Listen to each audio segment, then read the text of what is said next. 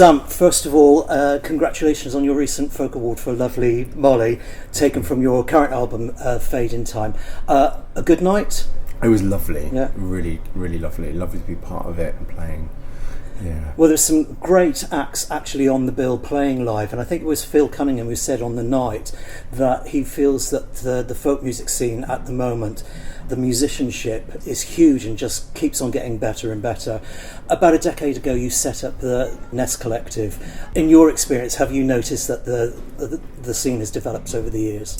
Well, absolutely. I mean, 10 years ago, it was a very, very different landscape. But I think the great thing is that a lot of the alternative stuff that kind of happens independently and off the radar, which has been growing and growing, and some of it, really hitting the big stage, was exemplified in that folk awards by suddenly some of that was now starting to appear within the Radio 2 establishment, and instead of it being quite a review of the clan that already is, they were starting to kind of embrace a lot of the outsiders, which I kind of in some ways consider myself as being part of. But so I was really pleased that they were kind of honouring the breadth and the youth and the alternativeness of the folk world. Yeah. Well, you set up Nest Collective about a decade ago now. What were your original aims, and at what point do you think it's developed now? Well, when I set it up, the aim was nothing bigger than just wanted to have a night to listen to folk music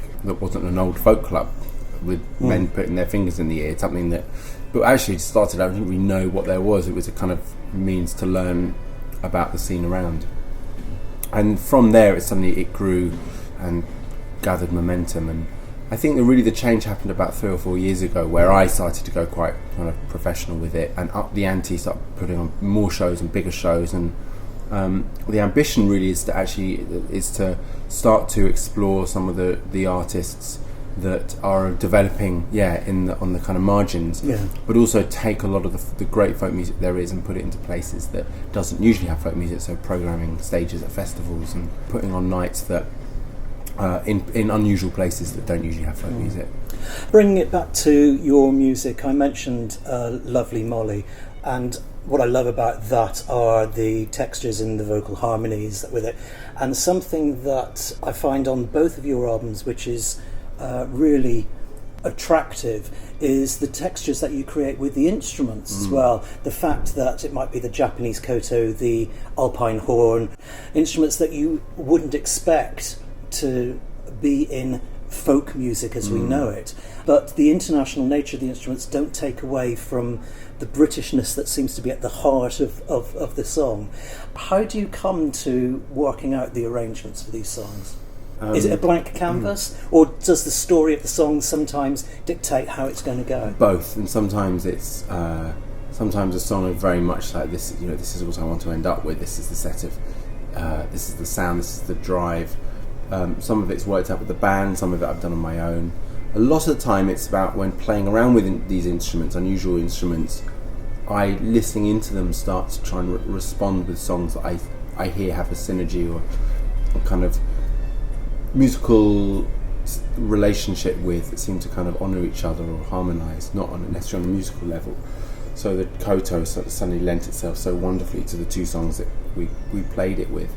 And from there's a kind of journey of improvising and playing an arrangement that kind of extracts out, and they'd start as little things and grow and develop, and then obviously taking them to the studio meant that we could then start adding new ideas onto them or taking old ideas off and that sort of thing. Yeah.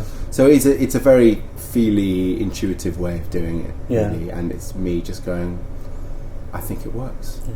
I don't think it works. Don't do it. Is that the same for the field recordings or the vintage recordings that you use? Yeah. There are lots of field recordings which bits I hear and go, I would love to use that in something here. There was other ones that didn't make it, but also within the kind of the concept of the song and the statement on the album, particularly the last one, which has a bit more of the samples in.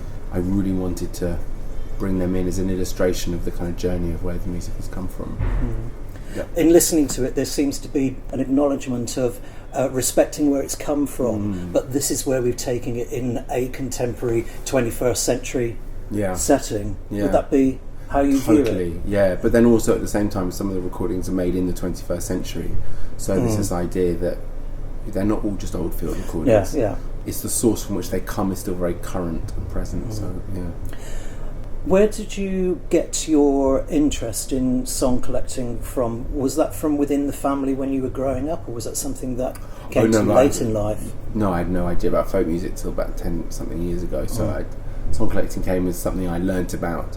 Though I studied anthropology in night school. I'd always been very interested in other cultures and communities, and that idea of going in and spending time with the community and learning about a culture is something I'd been since I was a teenager. I'd always been interested in indigenous culture. So the song collecting in some ways was an obvious way of practicing an exploration of British indigenous culture and finding people who kept some of that old knowledge going. So that's where.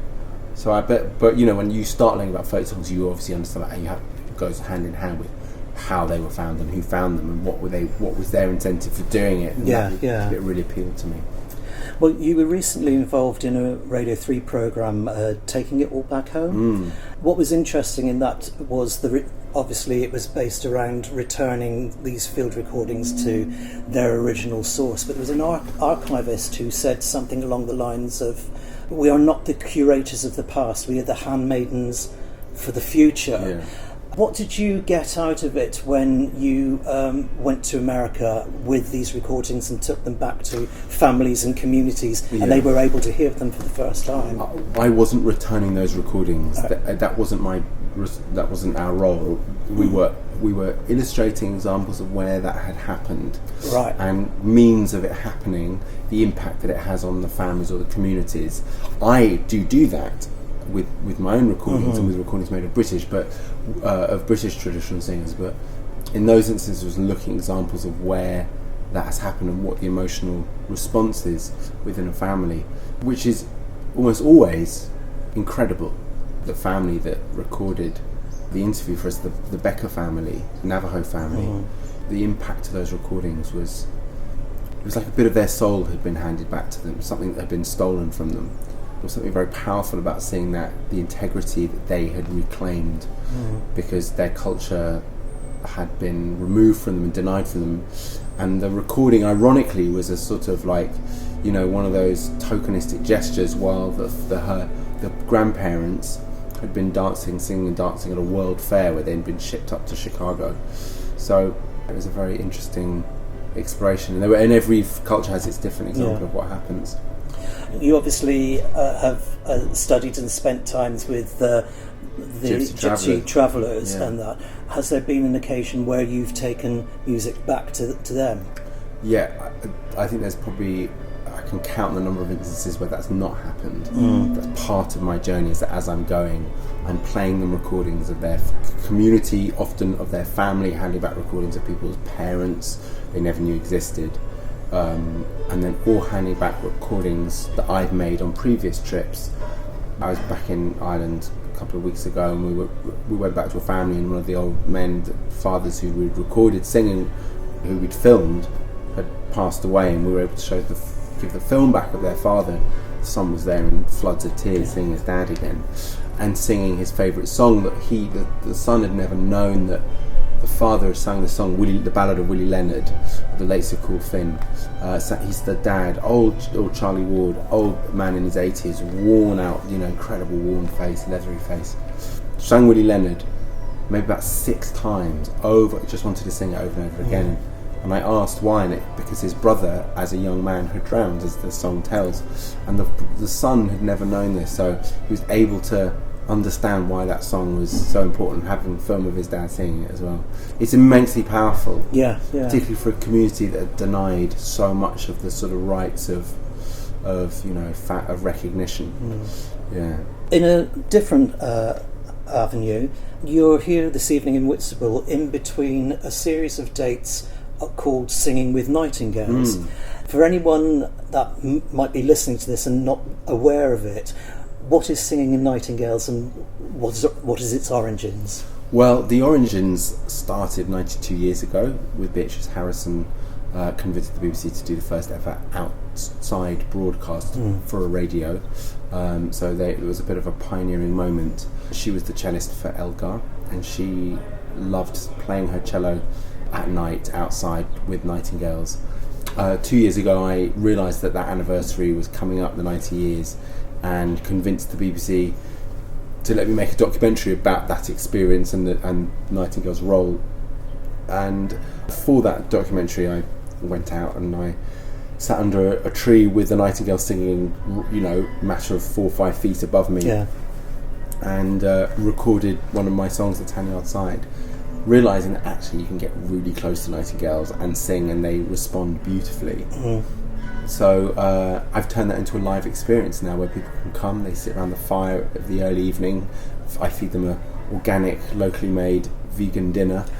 We have music, we have an ornithologist, guest musicians, a lot of folk musicians, and then at around 11 p.m. I take them, when the nightingale starts singing, we go into the forest for a 30-minute walk in the dark, no torches, no speaking, silent walk to where the birds are, and there we start the concert.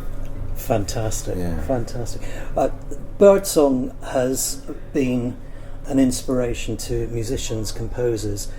Messiaen would notate both the song and calling patterns of birds, and is quoted as saying something like, they are a desire for jubilant songs. Is that a sentiment that you can empathise with? I think every bird has its own reason for singing. There are so many different reasons why birds sing, and times, and I think there are so many different ways that we project our own interpretation onto different birds. The nightingale, it is jubilant, but it's also immensely sorrowful, and I don't know if that's a sonic quality that we recognise because it has similarities to crooning or keening or kind of wistful, lamentful cries that we can read into certain birds, a certain kind of characteristic. So yeah, it is jubilation, because in some ways it's an affirmation of the impressiveness and the improvisatory qualities and the beauty of nature. You can't deny it. It's the most powerful music in the world. Yeah, and we're lucky. I just want to finish by asking you about a quote on the sleeve for your first album, Ground of Its Own. We praise the good old times, but live today. Does that sort of sum you and your music up? Yeah, I also think, wow, was that the line for then? What do I feel now? And actually, no, it's a great way of thinking. The hardest part in some ways is living today. That's not as obvious in some ways. Celebrating the old ways is great, but doing it with a sense of presence and its relevance now is the challenge.